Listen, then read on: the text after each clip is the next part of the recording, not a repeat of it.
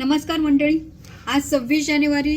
मुद्दामून या दिवशी एक गोष्ट सांगावीशी वाटते, ती म्हणजे ही की जवळजवळ मागची 8 ते 10 वर्षापासून आपल्याला थोडंसं बघायला मिळतं की 26 जानेवारी असेल किंवा 15 ऑगस्ट असेल तर एक स्वतःच्या डीपीला म्हणा किंवा स्टेटसवर भारताच्या राष्ट्रध्वजाचा झेंडा लावायचा एक ट्रेंड निर्माण झाला. मला हे म्हणायचं आहे की अतिशय उच्च प्रतीची ही भावना आपण आपल्या या छोट्याशा तोकड्या कृतीतून दाखवून द्यायला बघतो.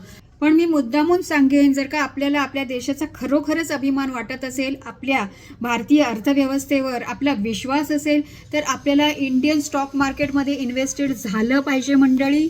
आणि आपल्या देशाप्रतीचा अभिमान आपल्या सकारात्मक अशा कृतीतून दाखवून दिला पाहिजे.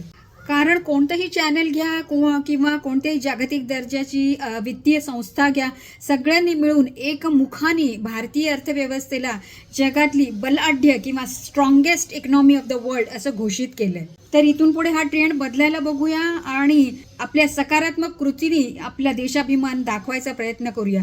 खाली दिलेल्या नंबरवर नक्की संपर्क करा आणि या बाबतीतली माहिती जाणून घ्या आणि निश्चितपणे भारतीय अर्थव्यवस्थेमध्ये आपला पैसा लावा मंडळी. कारण बँकेत पैसा टाकणं आणि अर्थव्यवस्थेमध्ये पैसा लावणं हा बेसिक मूलभूत फरक आहे मंडळी, तो समजून घ्या.